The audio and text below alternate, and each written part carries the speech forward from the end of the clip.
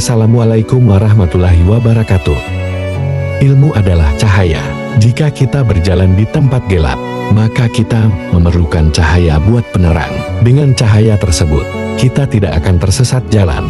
Kita bisa mengetahui mana jalan yang harus dilalui, mana yang harus dihindari, sehingga selamat sampai tujuan. Begitulah perumpamaan ilmu dalam kehidupan kita.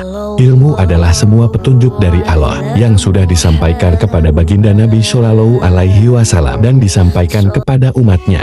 Apabila kita mengikuti apa yang diarahkan oleh baginda Nabi Shallallahu Alaihi Wasallam, maka kita akan berada di jalan yang benar.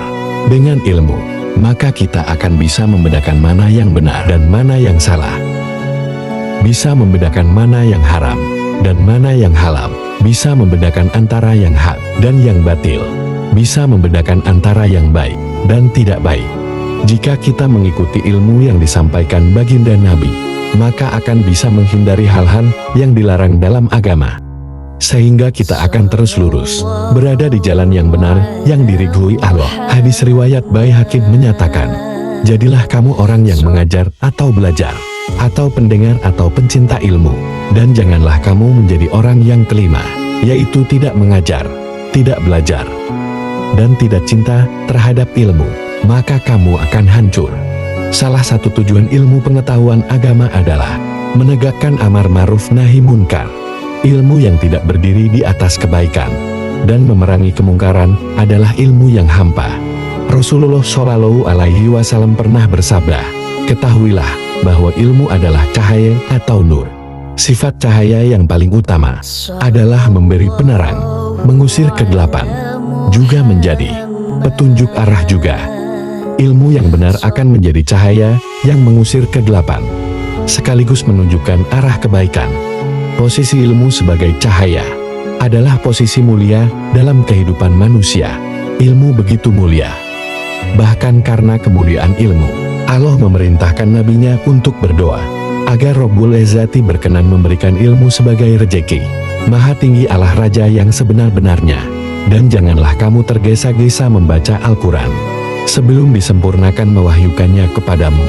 Dan katakanlah, ya Tuhanku, tambahkanlah kepadaku ilmu pengetahuan. Quran Surat Toha ayat 114. Sebuah konsekuensi yang sangat logis. Ketika kita mempelajari sesuatu yang mulia, maka kemuliaan yang sama dengan sendirinya akan menjadi milik kita. Allah memuliakan dan meninggikan derajat manusia yang memiliki ilmu. Hai orang-orang yang beriman, apabila dikatakan kepadamu, berlapang-lapanglah dalam majelis, maka lapangkanlah, niscaya Allah akan beri kelapangan untukmu. Dan apabila dikatakan berdirilah kamu, maka berdirilah, niscaya Allah akan menaikkan orang-orang yang beriman di antaramu, dan orang-orang yang diberi ilmu pengetahuan beberapa derajat. Dan Allah Maha mengetahui apa yang kamu kerjakan. Quran Surat Al-Mujadilah ayat 11. Sesungguhnya seluruh penciptaan ini tidak memiliki tujuan lain kecuali penghambaan, dan aku tidak menciptakan jin dan manusia, melainkan supaya mereka menghamba kepadaku. Quran Surat Az-Zariyat ayat 56. Karena itu pula, setiap ilmu pengetahuan yang kita pelajari harus dibangun dengan satu tujuan, yaitu agar proses pengabdian kita kepada Allah Subhanahu wa Ta'ala lebih baik dan semakin sempurna. Karena itu pula, baginda Nabi Shallallahu Alaihi Wasallam pernah bersabda tentang ilmu yang paling baik bagi manusia. Barang siapa yang dikehendaki Allah menerima kebaikan, maka dia akan memberinya kemampuan untuk memahami ilmu agama. Sabda Rasulullah Shallallahu Alaihi Wasallam dalam hadis yang diriwayatkan Bukhari, Muslim, dan Tirmizi, ilmu yang baik akan bermanfaat, dan manfaat yang paling besar dalam kehidupan ini adalah menegakkan amar ma'ruf nahi munkar.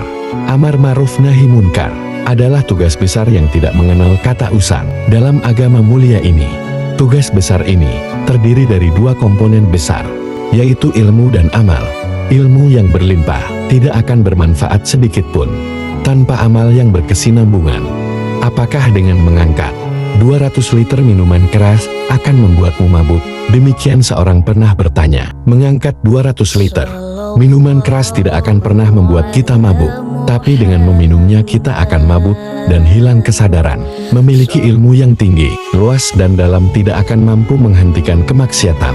Jika sang pemilik ilmu tidak mengamalkan setiap pengetahuan yang dimilikinya, orang yang memilih ilmu dan melakukan amal, merekalah orang-orang yang memiliki kemuliaan dan keberuntungan. Dan hendaklah ada di antara kamu segolongan umat yang menyuruh kepada kebajikan dan mencegah dari yang munkar. Merekalah orang-orang yang beruntung. Quran Surat Al-Imran ayat 104 tersebut memberikan isyarat mutlak bahwa orang-orang yang berada di garis terdepan mau menegakkan kebenaran dan memberangus kezaliman jumlahnya tidak banyak.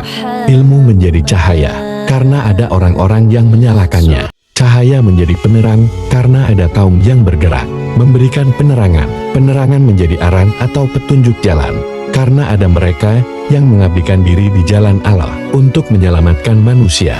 Predikat solih tidak terdiri hanya dari komponen iman pada Allah dan hari akhir saja, dan orang-orang yang beriman, lelaki dan perempuan. Mereka penolong bagi sebagian yang lain. Mereka menyuruh mengerjakan yang ma'ruf, mencegah dari yang munkar, mendirikan sholat, menunaikan zakat. Mereka itu akan diberi rahmat oleh Allah. Sesungguhnya Allah Maha Perkasa lagi Maha Bijaksana. Quran Surat Taubat ayat 71. Kita tidak akan mendapat sebutan beriman sampai kita menjadi penolong dan pelindung bagi orang-orang yang beriman di hari kiamat, laki-laki dan perempuan. Kita juga tidak akan mampu mencapai predikat beriman tanpa menegakkan amar ma'ruf nahi munkar. Taat, sholat, dan zakat tidak cukup membuat kita berdiri dengan gagah di depan Allah pada hari kiamat. Akan dimuliakan orang-orang yang memiliki dan memuliakan ilmu. Akan dimuliakan orang-orang yang memiliki dan mengamalkan ilmu. Diangkat tinggi derajatnya di muka bumi, disanjung harum namanya oleh penduduk langit. Bahkan para penuntut ilmu diberi perlindungan yang khusus oleh para malaikat yang membentangkan sayapnya karena ridho pada pencari ilmu. Hadits riwayat Abu Daud dan Tirmizi.